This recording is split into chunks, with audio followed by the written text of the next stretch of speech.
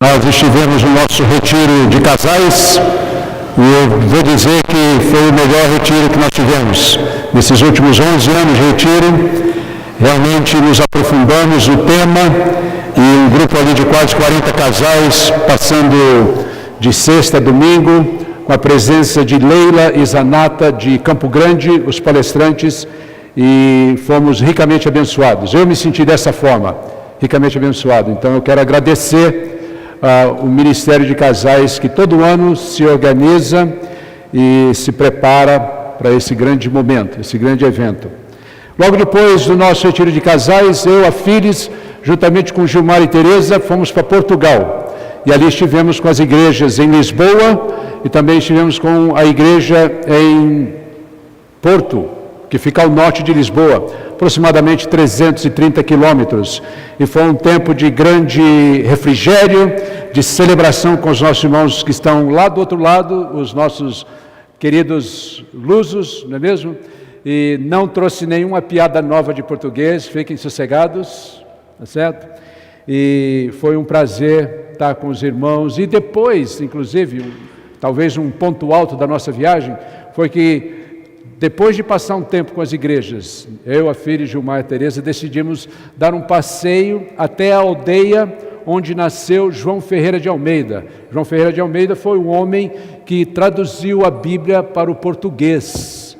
Ele nasceu ali em 1628, numa pequena aldeia, atravessando o Douro, vindo em direção ao sul do país, lá de Portugal. É um país pequeno, então não foi tão grande assim a viagem, mas ali nós encontramos o homem, inclusive, que fez um monumento em homenagem a João Ferreira de Almeida. Tiramos foto com ele, fiz um pequeno vídeo da casa onde nasceu João Ferreira de Almeida, em 1628.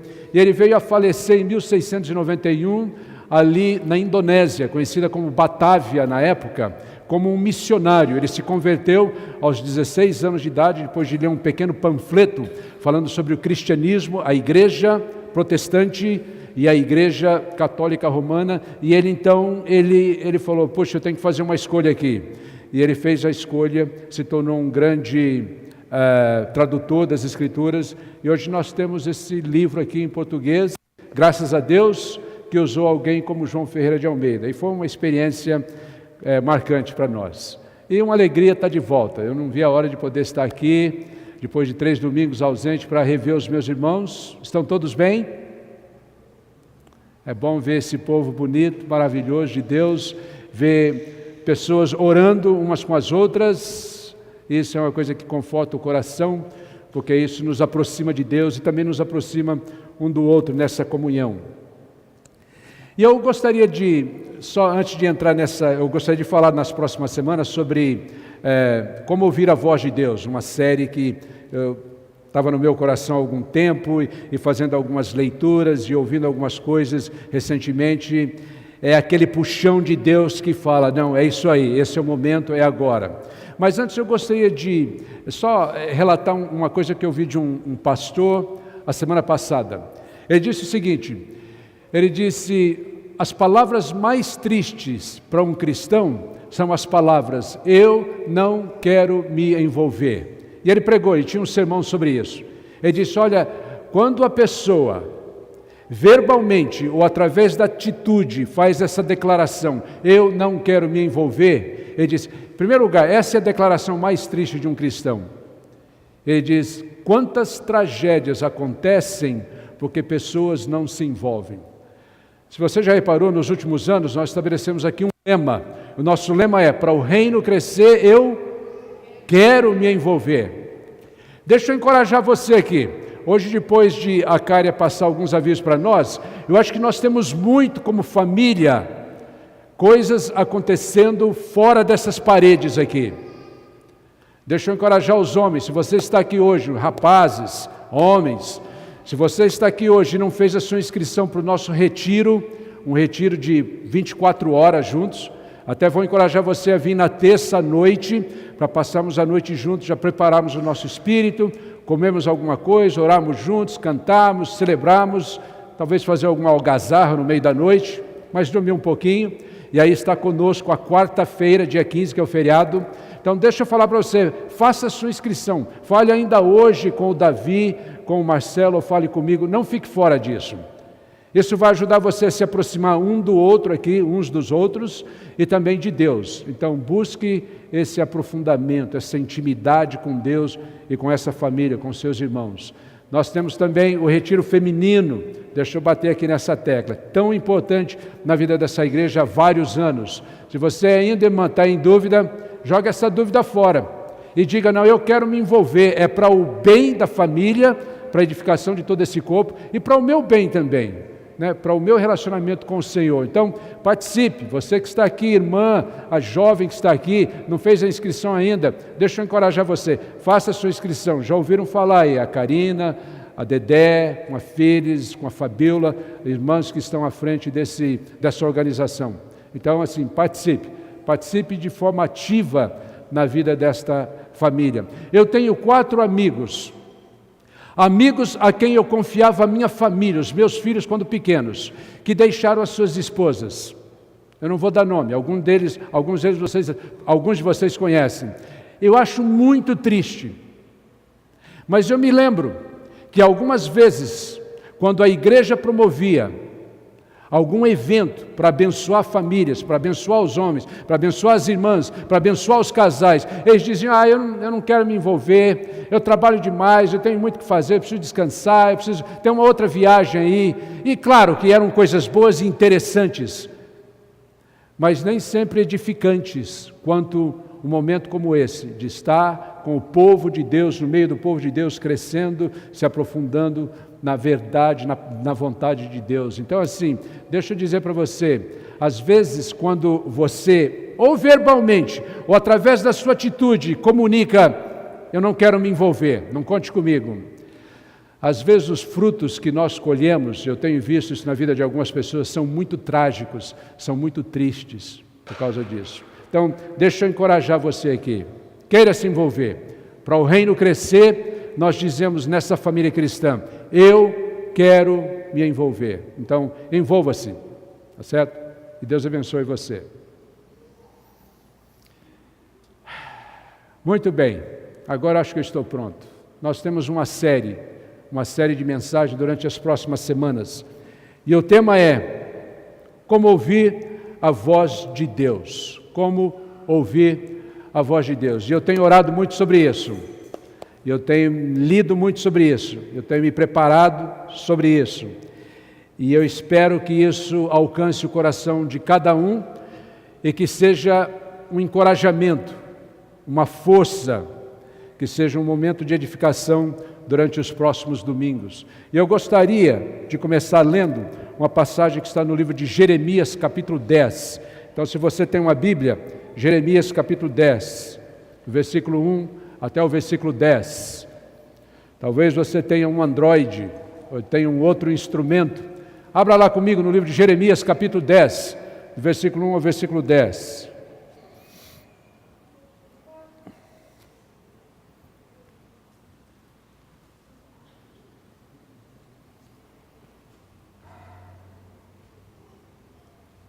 Diz lá: ouvi a palavra que o Senhor vos fala, a vós outros, ó casa de Israel. O profeta falando de Deus para o povo de Israel. Assim diz o Senhor, não aprendais o caminho dos gentios, ou seja, dos pagãos, nem vos espanteis com os sinais dos céus, porque com eles os gentios se atemorizam. De vez em quando eu ouço um cristão dizendo, você vê os sinais nos céus e na terra, as guerras, os tremores disso e daquilo. O profeta já lá no Velho Testamento está dizendo, o povo de Deus não precisa ter essa preocupação. Vocês estão bem guardados, bem protegidos, está certo? Versículo 3 ele diz, porque os costumes dos povos são vaidade. Aqui está falando sobre os pagãos, os gentios. Pois cortam do bosque um madeiro, obra das mãos do artífice, de um artista, com machado, e com prata e ouro o enfeitam, com pregos e martelos o fixam, para que não caiam, para que não oscilem. Os ídolos, versículo 5, são como um espantalho em uma plantação de pepinos, num pepinal. e não podem falar, necessitam de quem os leve, porquanto não podem andar. Não tenhais receio deles, pois não podem fazer mal, e não está neles também o fazer o bem. Versículo 6 ele diz: ninguém assemelhante a ti, ó Senhor, tu és grande, agora falando sobre o Deus vivo e verdadeiro, é grande e grande é o poder do teu nome. Versículo 7, quem não te temeria a ti, ó Rei das nações? Pois isto é a ti devido, porquanto entre todos os sábios das nações e em todo o seu reino, ninguém há semelhante a ti. Mas eles todos se tornaram estúpidos e loucos, seu ensino é vão e morto, como um pedaço de madeira. Traz-se prata batida de Tarsis e ouro de Ufaz. Os ídolos são obras de um artista, de um artífice, e mãos de ourives. Azuis e púrpuras são as suas vestes. Todos eles são obras de homens hábeis. Mas o Senhor é verdadeiramente Deus. Ele é o Deus vivo e o Rei eterno. Do seu furor treme a terra, e as nações não podem suportar a sua indignação. Como ouvir a Deus? Bem, em primeiro lugar, o que a gente aprende aqui de Jeremias é que tem que ser um Deus vivo e verdadeiro. E se você reparou aqui no contraste, ele está dizendo, existem deuses, vamos colocar aqui um D minúsculo, de pagãos, mas existe um outro que é o Deus verdadeiro, o Deus vivo. Ele está dizendo, esses deuses dos pagãos são imagens, são ídolos, são estátuas. E ele até descreve aqui a maneira como eles vêm a existir. A pessoa desce até o bosque, com o machado corta a árvore, pega aquela árvore, coloca nas costas, leva aquela árvore até a sua casa, o seu quintal, deita aquela árvore, aquele tronco ali. De uma parte, inclusive, ele faz fogueira, ele faz lenha para a sua comida. E aí, de uma outra parte, alguém habilitado, alguém hábil com as suas mãos, um artista, ele vai ali e faz o quê? Ele faz um Deus, ele faz um ídolo, ele faz uma imagem que não anda, que não fala, que não vê, que não se comunica. E aí, então, no finalzinho aqui desse trecho, ele fala agora, o nosso Deus, o Deus do povo de Israel, é um Deus diferente, é um Deus verdadeiro, é um Deus vivo, e todo ser vivo, inteligente, é um Deus que se comunica. Sabe que Deus é o maior comunicador que existe no universo, não é? Já pensou sobre isso? Não é o Faustão e não é o Silvio Santos, o grande comunicador da televisão para a família brasileira. Não, não é. Não são esses. O maior comunicador do universo é Deus. Porque um comunicador verdadeiro é alguém que estabelece um diálogo. E não alguém que somente exige ou espera um monólogo. Você já reparou quanto Jesus orava nos evangelhos? Jesus orava muito, Jesus orava com frequência, mas não só isso, Jesus passava horas a fio orando. Quando Jesus se retirava para um lugar ali para orar, ele não ficava alguns minutos, que nem às vezes nós ficamos, e depois de 5, 10 minutos a gente começa a ficar incomodado, ou a nossa cabeça, a nossa mente tagarela começa a voar, começa a passear. Jesus ficava ali durante horas, ele passava noites orando. Por quê? Porque oração não é um monólogo, gente. Oração é um diálogo. É onde você fala e o outro escuta, e aquele que escuta também fala para você, e então você presta atenção naquilo que ele diz. Jesus passava horas orando, e não era com uma lista, vamos dizer, de Natal para um Papai Noel.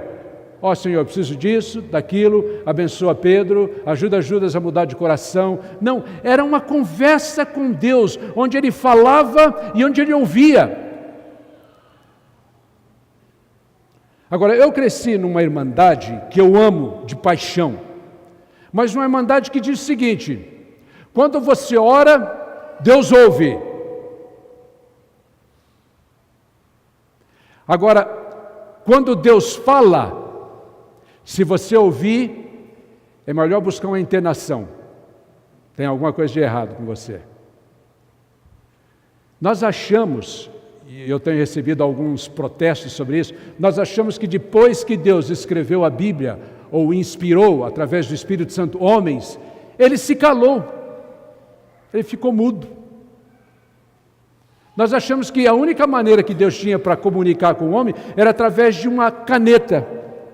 Na realidade, quando você abre as Escrituras, você descobre que tem mais de 3.800 vezes a expressão "e disse Deus, e disse Deus, e disse Deus, e disse Deus, e disse Deus, e disse Deus, e disse Deus, e disse Deus". Vai contando.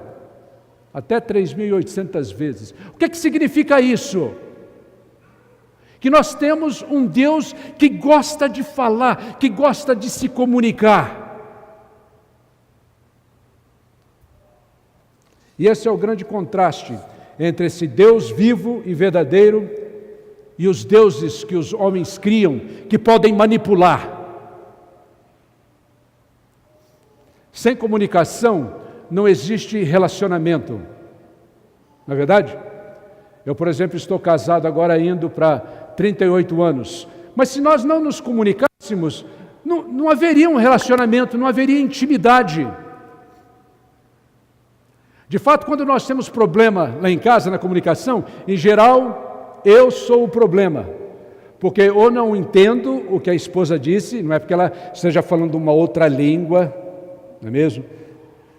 Ou porque eu não quero entender, o meu coração não está aberto para entender, tá certo? Até recentemente eu ouvi um pregador que disse o seguinte: 2 coisas que você precisa entender sobre as mulheres. Maridos, 2 coisas que vocês precisam aprender e entender sobre as suas esposas. Ninguém sabe quais são até hoje. Mas eu percebo que o problema não está nela, o problema está comigo. Eu não quero ouvir. A pia está na louça. A tia fez o quê? Não, a pia, quer dizer, a louça está na pia. Ah, como é que você comprou uma louça para a tia? Coisa assim. Assim, muitas vezes nós nos fechamos e nós não entendemos porque falta atitude e disposição para ouvirmos o outro, não é mesmo? Coisas importantes sobre Deus, falando sobre ouvir a voz de Deus. O nosso Deus não é um Deus de recadinhos. Nosso Deus não é um Deus de recadinhos.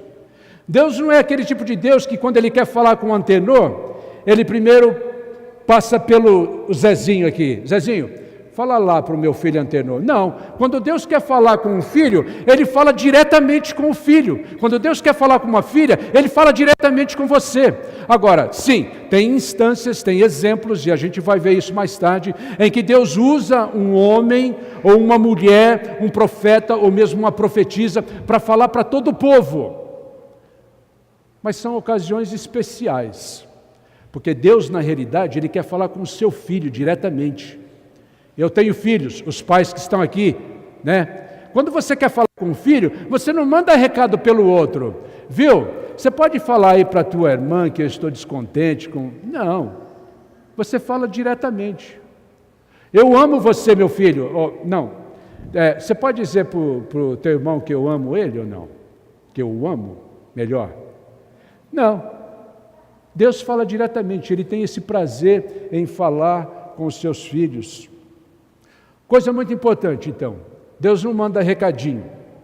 E Ele também não permite que algumas pessoas monopolizem essa comunicação com Ele. Eu me lembro uma vez que eu estava trabalhando, servindo a igreja aqui em Jundiaí, conheci alguém que disse para mim: olha, o nosso pastor... Conheci essa pessoa numa conversa ali, ele disse: o nosso pastor ali teve uma revelação, ali algum tempo atrás, alguns dias atrás, algumas semanas atrás, e Deus disse para ele que toda a igreja deveria vender os seus televisores, cada um que possui um televisor, deveria vender, pegar aquele dinheiro e trazer aquele dinheiro para o altar da igreja.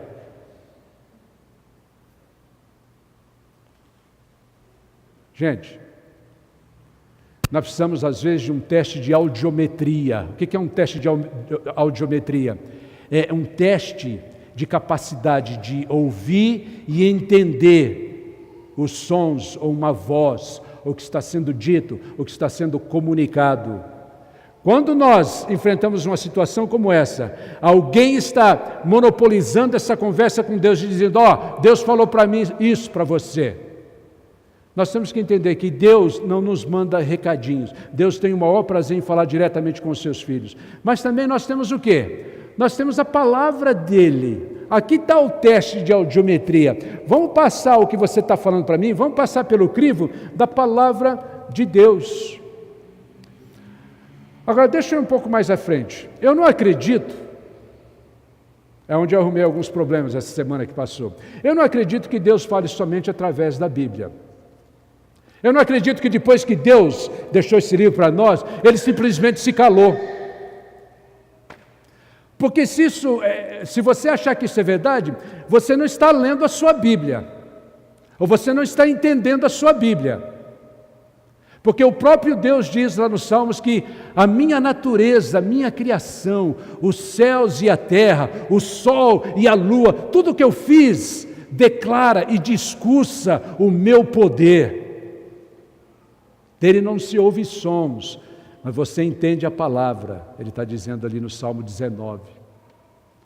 Eu fiquei imaginando, inclusive, por exemplo, aquelas pessoas que estão, deixa eu usar aqui como exemplo, porque eu já estive ali, aquelas pessoas que estão lá remotas, lá nas montanhas dos Himalaias, que nunca viram uma Bíblia, que nunca puderam abrir uma Bíblia. Será que Deus não fala com aquelas pessoas? Qual é o nosso problema às vezes? O problema é que nós queremos confinar o nosso Deus. Se eu colocar Deus dentro deste confinamento, se eu colocar Deus dentro dessa caixinha, então eu posso controlar esse Deus. Eu posso ler e entender aquilo que eu quero. Eu posso manipular esse Deus. Sabe que os fariseus tinham o mesmo problema no primeiro século? Os fariseus diziam, olha, você só encontra Deus nesse templo, você tem que vir nesse templo, você tem que adorar nesse templo. E os saduceus gostavam disso, porque os saduceus cobravam pedágio para as pessoas entrarem no templo, para as pessoas comprarem os seus animais no pátio do templo e assim por diante. O que eles diziam? Que você encontra Deus num lugar, você encontra Deus num espaço, e às vezes nós achamos que nós encontramos Deus somente na Bíblia. Olha ao seu redor, olha as vidas de algumas pessoas, e veja se Deus está falando ou não, veja se nós temos um Deus vivo ou não. Agora, um detalhe, nós precisamos, o segredo para ouvir a voz de Deus é estar em sintonia com a voz de Deus. Quando a Phyllis liga para mim, no telefone, eu estou aqui no escritório durante a semana, eu não preciso ficar pensando, puxa, eu conheço essa voz é de... Eu sei que é a Phyllis, isso faz tempo, tem amizade entre nós, tem intimidade. Quando eu ligo para o meu filho lá nos Estados Unidos para falar com ele, e ele vai ligar hoje para nós, hoje à tarde, ele não precisa falar, pai, é você, essa voz não me é estranha.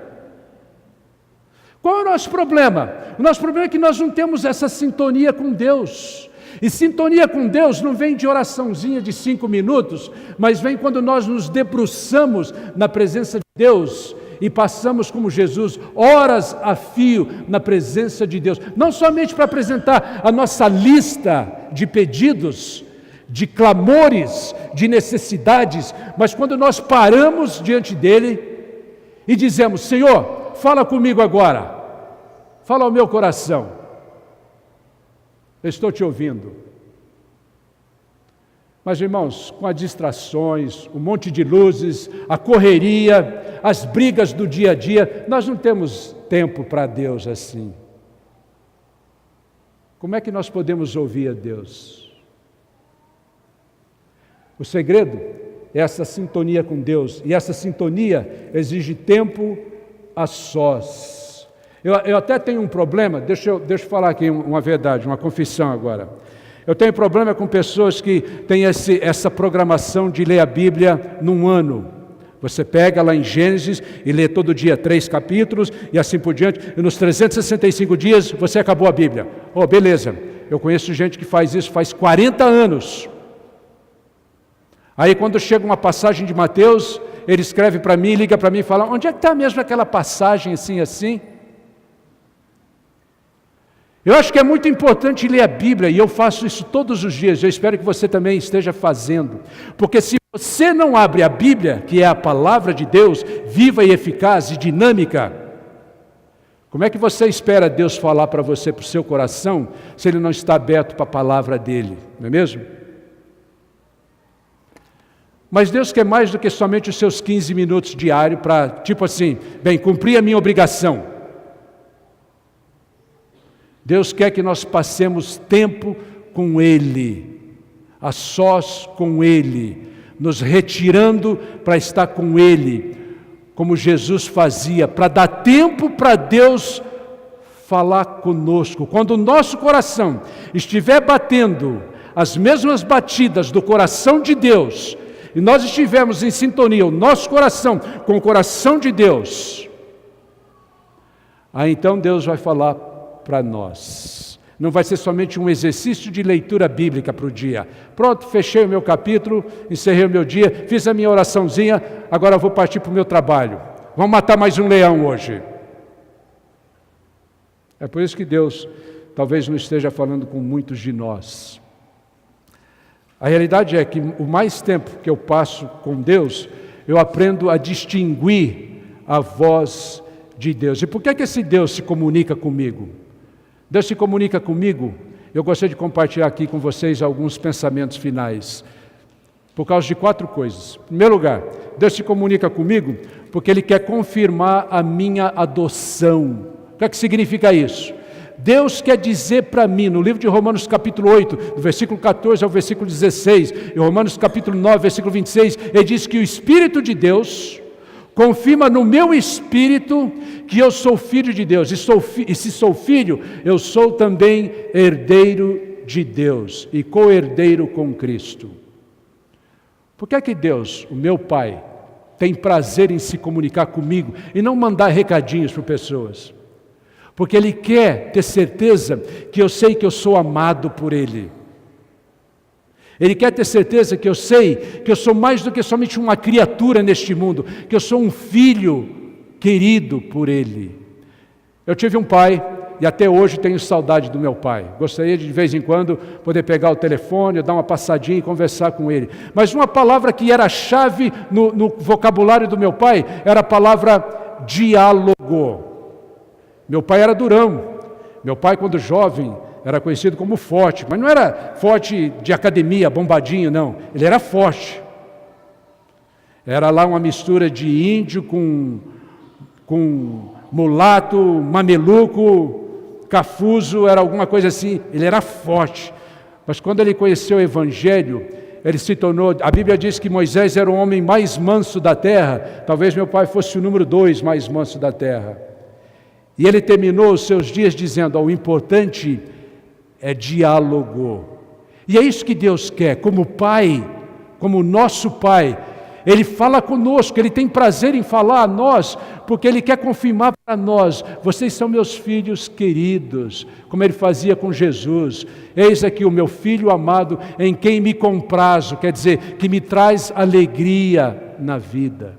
Mas outra coisa também, Deus se comunica comigo, porque Ele quer me ensinar como viver nessa família.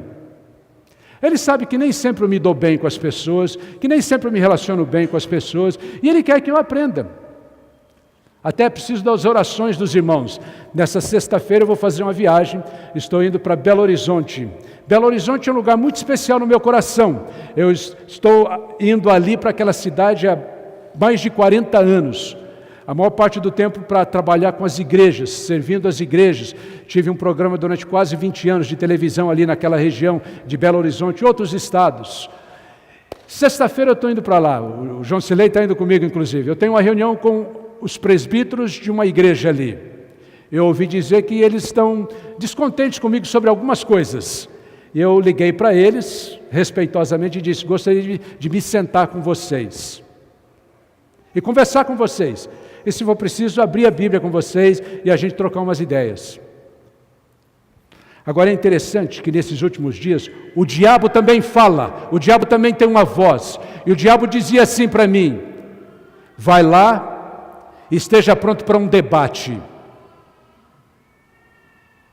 E eu estava pronto. Dentro de mim, o diabo começa, sabe assim, a me atormentar. Opa, um debate, estou pronto. Aí do outro lado, eu ouvi uma outra voz, que só pode ser um sussurro de Deus, que dizia: vai lá e estabeleça um diálogo com eles. É isso que as igrejas precisam. Não são mais debates. Isso é coisa do outro século. Eles precisam de diálogo. E é isso que eu decidi fazer. Na sexta-feira, se você puder se lembrar, esteja orando por mim. Estou indo para me reunir com alguns homens, alguns deles presbíteros ali. O João Silei está indo para ser inclusive uma testemunha, que nós vamos para um diálogo e não um debate. E quando Deus fala ao meu coração, quando Ele sussurra para mim, Ele está dizendo: nós não precisamos de brigas na igreja, nós precisamos de amigos na igreja, nós não precisamos de debate, você provar isso e mais aquilo. Ele está dizendo: nós precisamos de alguém que ame, porque se você não souber amar, se você não aprender a amar, você não aprendeu a fazer a coisa mais importante neste mundo. Mas outra coisa, Deus fala comigo, esse Deus vivo, esse meu Pai, porque Ele quer me dar esperança nas lutas e nas labutas. É isso que Paulo fala no livro de 1 Timóteo 4, versículo 10, ele diz: esse é o Deus vivo, o Deus da nossa esperança. 1 Timóteo 4, 10. Nas horas das lutas, eu me lembro de uma irmã, irmãos, agora não é um exemplo meu, uma irmã que veio aqui para mim depois que eu preguei um domingo aqui, e ela disse para mim: Antenor, enquanto você falava, eu disse: eu preciso ir para frente e comunicar isso para ele. Ela disse: você sabe o quanto eu tenho angustiado por causa da vida dos meus filhos e agora por causa da minha netinha, que está sofrendo. Eu falei: eu sei.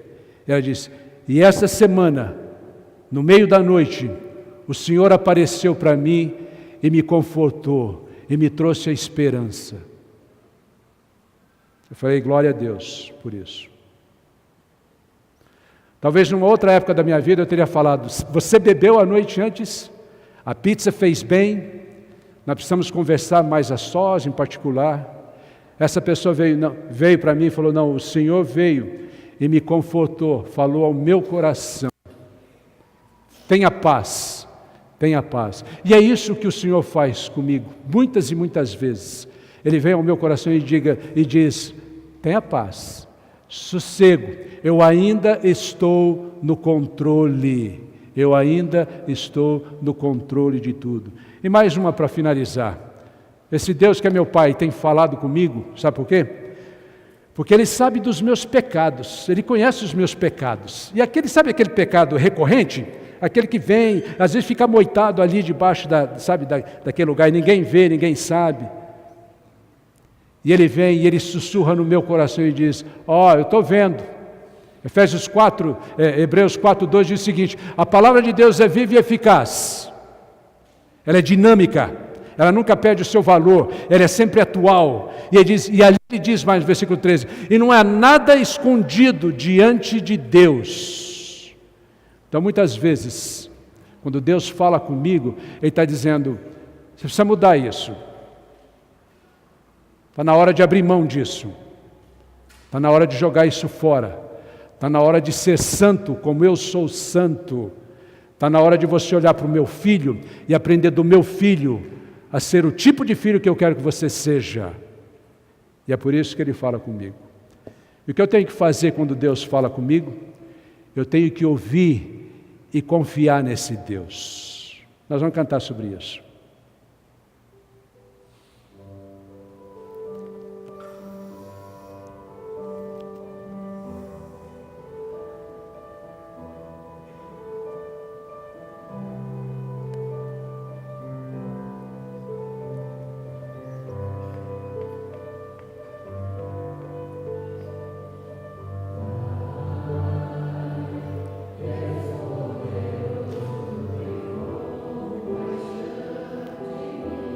Pode ficar em pé, irmãos.